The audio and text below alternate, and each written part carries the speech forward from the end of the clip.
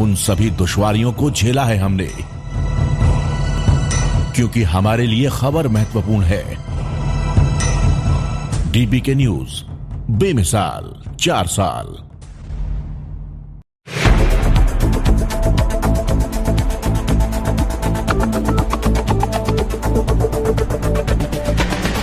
नमस्कार, DPK news में आप सभी का स्वागत है। मैं हूं आपके साथ आरवी सिंह और आप देख रहे हैं स्टेट न्यूज बुलेटिन की शुरुआत करने से पहले एक नजर हेडलाइंस की ओर।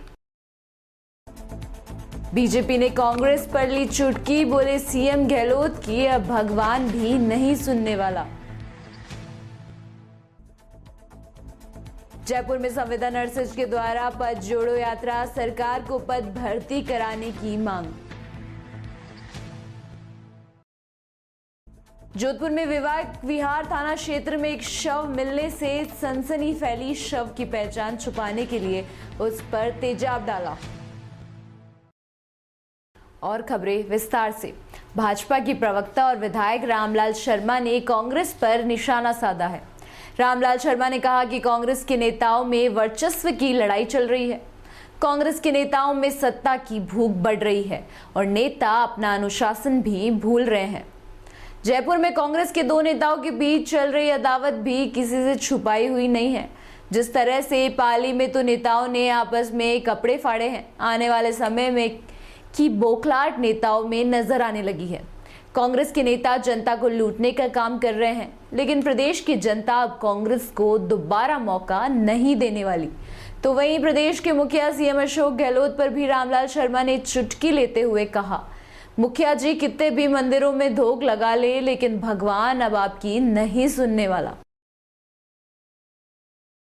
जयपुर से अगली खबर है, जहां वुमेन वेलफेयर ऑर्गेनाइजेशन की प्रदेश अध्यक्ष विनीता शेखावत ने राजस्थान सरकार द्वारा 2889 पदों पर सीधी भर्ती निकाली थी, जबकि राजस्थान सरकार में करीब 7000 संविदा कर्मी कार्यरत है और वे सब बहुत ही कम वेतन में कार्य कर रहे हैं। फतेह राजस्थान सरकार से शेखावत ने अपील की कि मुख्यमंत्री की IHMS प्रोग्राम को प्रभावी रूप से लागू करने में भी राजस्थान सरकार को पद भर्ती करनी चाहिए, जिसमें नर्सिंग ऑफिसर के द्वारा क्लिनिकल वर्क के साथ ऑनलाइन कार्य करने में सहायता प्राप्त हो। शेखावत ने बताया कि महिला नर्सिंग ऑफिसर चाइल्ड गर्भवती महिला पर भी पुलिस प्रशासन के द्वारा इस तरह का दुर्व्यवहार सहन नहीं किया जाएगा। राजस्थान का नर्सिंग ऑफिसर विश्व युद्ध कोविड-19 अपने परिवार को छोड़कर सेवा की है। अंत सरकार को अन्य सभी मांगों की तरह उनकी सुनवाई भी करनी चाहिए। सरकार द्वारा नर्सिंग ऑफिसर्स की 1289 पदों की जो भर्ती की गई है वो ऊंट के मुंह में जीरे के समान है। राजस्थान सरकार, जो कि बहुत संवेदनशील सरकार मानी जाती है कर्मचारियों के लिए, उन्होंने बहुत सारे हमारे काम भी किए हैं। मैं उनके लिए आभार व्यक्त करती हूं हमारे गहलोत सरकार का। परंतु जो अभी कल संविदा कर्मी हमारे शांतिपूर्वक तरीके से अपने पदों की वर्दी कर रहे थे, 7000 नर्सिंग ऑफिसर्स संविदा पर कार्य कर रहे हैं। कोई मात्र 7000 में कार्य कर रहा है, कोई मात्र 15000 में कार्य कर रहा है, जिसमें उनका एक घर का खर्चा भी चलाना बहुत मुश्किल है। इस स्थिति में उन्हें सरकार से अपनी मांग रखने का, अपनी मांग को रखने का पूर्ण अधिकार है। मैं सरकार से प्रार्थना करना चाहती हूं कि हमारे नर्सिंग ऑफिसर्स की मांग को सुना जाए और सरकार कम से कम इस पदों पे 7000 पदों की भर्ती की जाए। और एक गर्भवती महिला पर पुलिस प्रशासन के द्वारा इस तरह का बर्बरतापूर्वक व्यवहार किया गया है, वो निंदनीय है। राजस्थान सरकार में इस तरह की घटनाएं शोभा नहीं देती हैं। मैं Vinita Shekhawat, women welfare nursing organisation की प्रदेशाध्यक्ष, आपसे ये अपील करती हूं कि इस तरह की घटनाएं राजस्थान में सहन नहीं की जाएंगी। इसलिए सरकार IHMS प्रोग्राम के तहत भी एक नर्सिंग बाड़मेर के सिवाना से अगली खबर है, जहां मानव सेवा संस्थान के तत्वाधान में भामाशाहों के सहयोग से सोमवार को पादरू की वास स्थित नवकार विद्या परिसर में गौ सेवा समिति में समर्पित कार्यकर्ताओं का समारोह आयोजन किया गया। कार्यक्रम में विशिष्ट अतिथि हनुमान राम बेनीवाल, विकास अधिकारी सिवाना हनुमान राम चौधरी सिवाना, नाथू सिंह थाना अधिकारी, शंकरलाल चौधरी पशु चिकित्सा सिवाना, शिवम कुमार गुप्ता, शाखा प्रबंधक HDFC बैंक, समाज सेविका शांति देवी गोदारा कार्यक्रम की अध्यक्षता की। प्रदेश महामंत्री भागाराम मेघवाल और जिला अध्यक्ष कैलाश सिंह राजपुरोहित ने की। कार्यक्रम से पूर्व बालिकाओं द्वारा सभी मेहमानों का तिलक लगाकर स्वागत किया गया।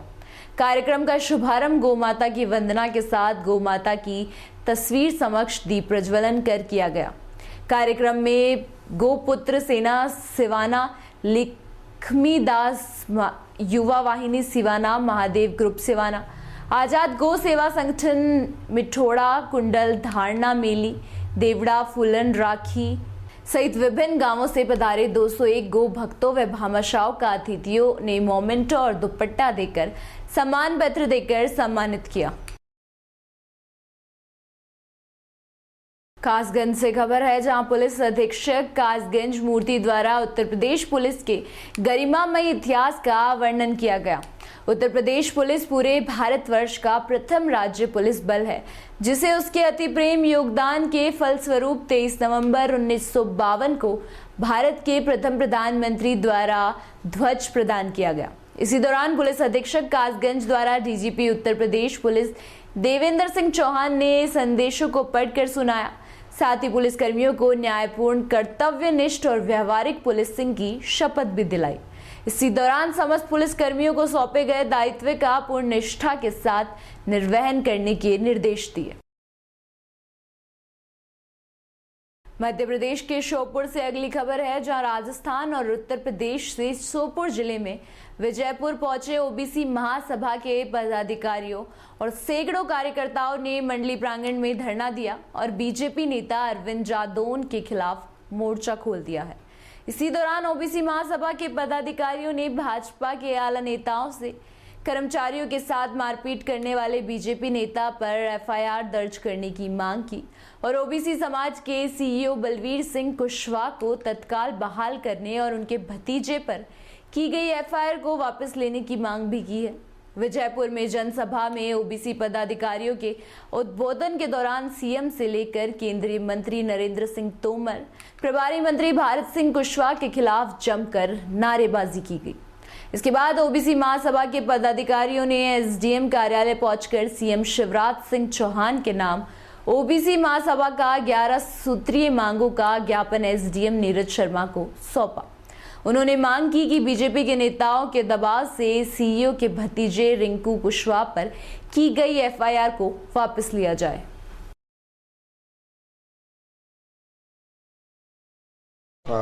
कई मांगे हैं उनकी, 11 सूत्रीय मांगों के संबंध में ज्ञापन दिया है। माननीय मुख्यमंत्री महोदय के नाम से दिया गया है, तो उनका ये ज्ञापन उचित फोरम तक पहुंचा दिया जाएगा।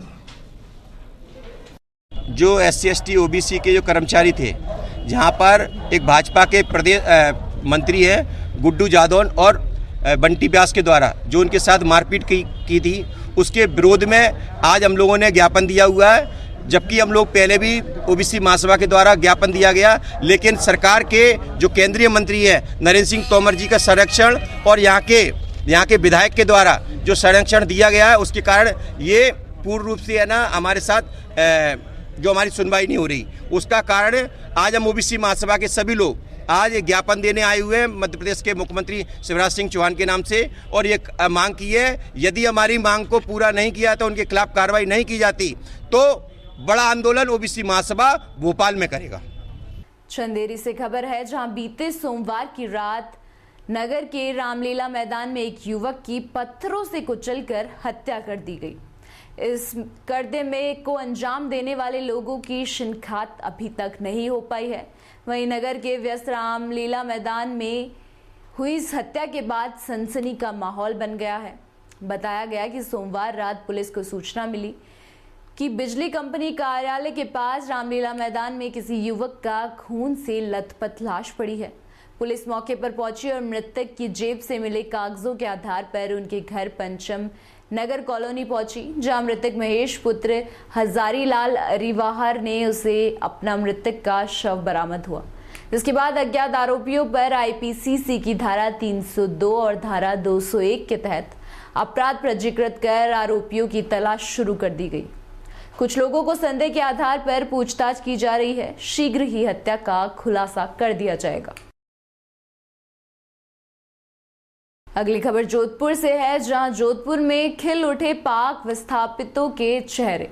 लंबे समय से पाक विस्थापित भारतीय नागरिक का इंतजार कर रहे थे, जिसको लेकर जिला प्रशासन ने आज 125 से अधिक पाक विस्थापित को भारतीय नागरिकता का प्रमाण पत्र सौंपा। पाक विस्थापित नागरिकों के हाथों में भारतीय नागरिकता का प्रमाण पत्र आने से उनके बाद उनके चेहरे खिल उठे। ये प्रमाण पत्र जिला कलेक्टर हिमांशु गुप्ता ने अपने हाथ से सौंपे। इस अवसर पर अतिरिक्त जिला कलेक्टर भास्कर बिश्नोई तथा संबंधित अधिकारीगण उपस्थित रहे। वहीं पाक विस्थापितों ने जताया जिला प्रशासन को खूब खूब आभार।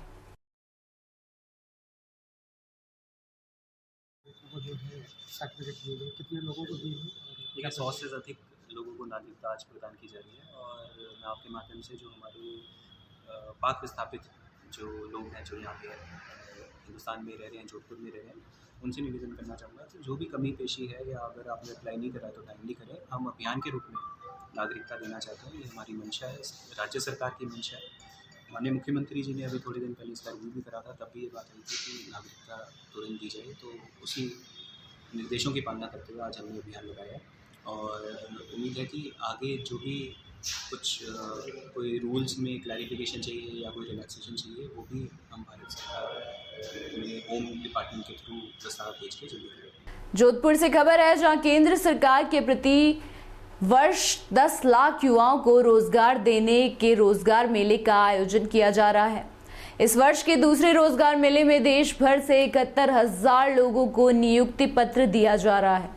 इसी क्रम में आज जोधपुर के बीएसएफ हेडक्वार्टर में रोजगार मेले का आयोजन किया गया। यहां BSF, CISF, bank, postal, railway इत्यादि केंद्र सरकार के अनेक विभागों के 300 अधिक नवनियुक्त प्रतिभागियों को नियुक्ति पत्र दिए गए।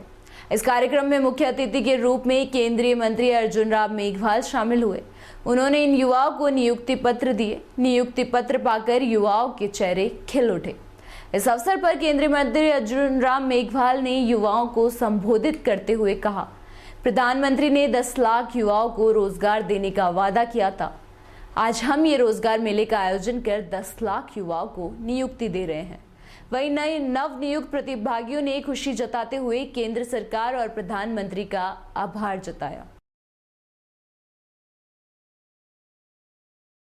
जोधपुर से खबर है, जहां पुलिस कमिश्नर की एक विवेक विहार थाना क्षेत्र में एक शव मिलने से सनसनी फैली हुई है।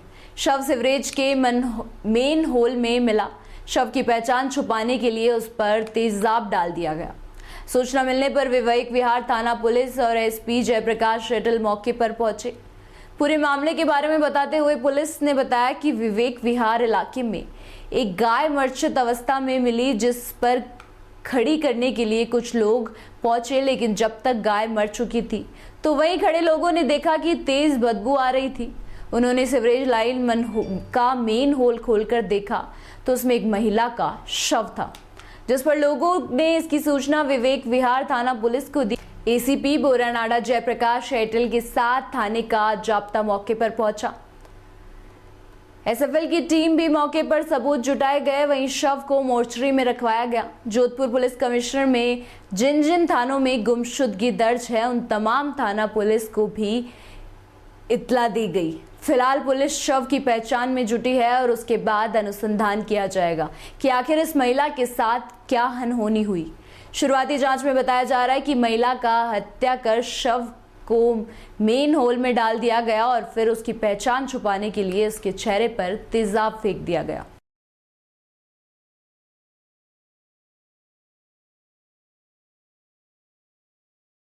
क्या घटना है? ये आज सुबह 10 बजे के आसपास सूचना आई थी। विवेक विहार के सांगरे का बी इलाका है, इसमें एक सीवरेज लाइन में छपी हुई डेड बॉडी मिली है। अभी महिला की उम्र करीब 20 साल से 40 साल के आसपास होगी बीच में। इसके साथ उसको रेड कलर की शादी और एक कपड़े मिले। आसपास के थानों में जहाँ एफआईआर दर्ज हुई है, उनसे बात कन्फर्म करके इसकी पहचान की कोशिश की जा रही है। घटनास्थल पे एमओबी, एफएसएल आदि टीमों को बुला के जाँच करवाई गई है। प्रथमदर्शी हत्या का मामला है। बिल्कुल हत्या का मामला। जयपुर से अगली खबर है, जहां 23 नवंबर 2022 को बाघ बकरी फाउंडेशन के अध्यक्ष पात्र फाउंडेशन के साथ अपने लंबे समय से अपने संबंध में एक और उपलब्धि जोड़ते हुए भारत के बच्चों के कुपोषण को खत्म करने और उसके मिशन में अपना सहयोग दोहराया। इस सहयोग के तहत एक कष्ट डिलीवरी वाहन दान किया गया, जो कि जयपुर जिले के 16 सरकारी स्कूलों में 2100 से ज्यादा बच्चों के लिए गर्म और पौष्टिक मिड डे मील के परिवहन में सहायता करेगा। इस किचन से अध्यक्ष पात्र सरकारी स्कूलों के 1,10,315 से ज्यादा बच्चों तक भोजन पहुंचाया जाएगा। इस वाहन को 23 नवंबर 2022 को बाग बकरी टी ग्रुप राजस्थान की मैनेजर CR डॉक्टर लता ब्राहा भट्ट और सीनियर एरिया मैनेजर नवनीत भोला की मौजूदगी में हरी झंडी दिखाई गई। अक्षय पात्र की ओर से राजस्थान और गुजरात के प्रेसिडेंट जगमोहन कृष्ण दासा इस मौके पर मौजूद थे। ये उदारपूर्ण दान अक्षय पात्र के साथ गठजोड़ के बाग बकरी द्वारा की गई पहलों में से एक पहल है। बाग बकरी फाउंडेशन ने कुछ ही दिनों पहले 21 नवंबर 2022 को अक्षय पात्र फाउंडेशन के जोधपुर किचन के लिए एक कस्टमाइजर डिलीवरी वाहन दान किया था, जो कि गर्म और पौष्टिक भोजन परोसते हैं 2000 लाभार्थियों तक पहुंचाने में सहायता करता है। पिछले साल नाथद्वारा राजस्थान में एक कस्टमाइज डिलीवरी वाहन दान किया गया था, जो कि भोजन 3000 पौष्टिक मील्स की आपूर्ति में सहायक है। अपनी 1 दशक लंबी भागीदारी के तहत दोनों संस्थाओं ने विभिन्न अवसरों पर साथ आकर वंचितों को भोजन मिड डे मील का पका हुआ भोजन प्रदान करवाया।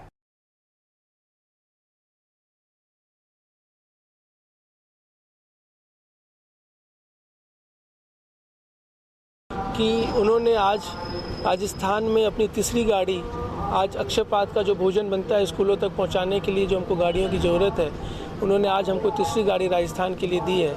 इससे पहले इन्होंने जोधपुर में एक गाड़ी हमको दी और नाथद्वारा में एक गाड़ी दी, और अभी आने वाले समय में भी कुछ गाड़ी और अक्षय पात्र को इनके माध्यम से मिलेगी।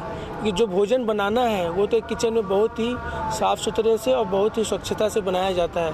दूसरा उद्देश्य है कि स्कूल में भोजन सही तरीके से पहुँचे।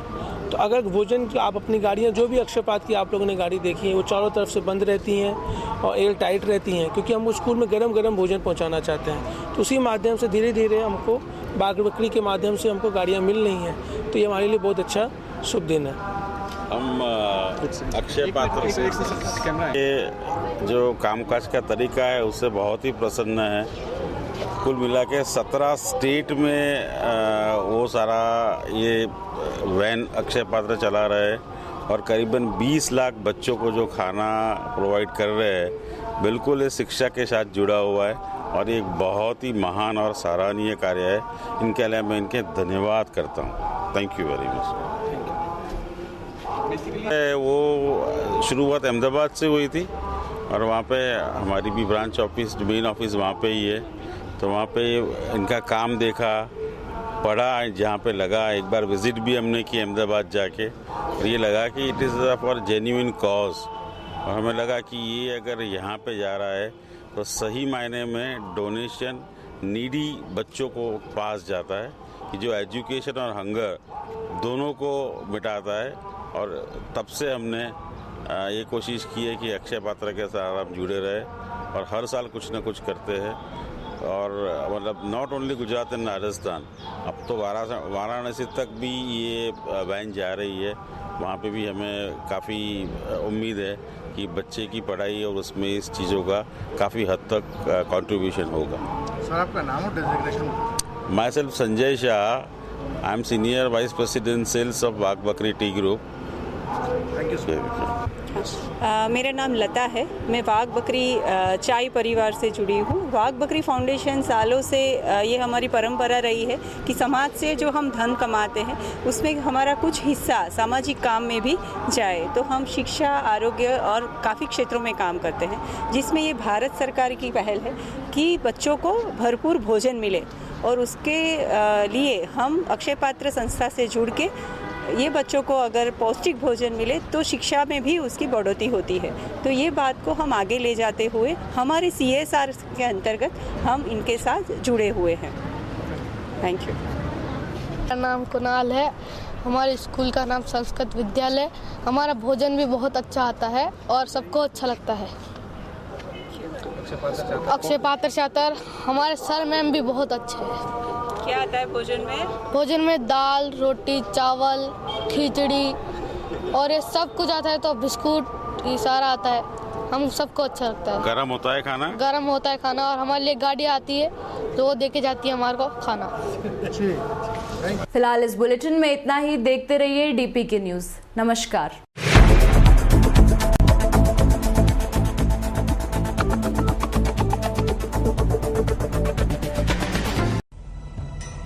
बिना रुके, बिना डरे, बिना किसी समझौते के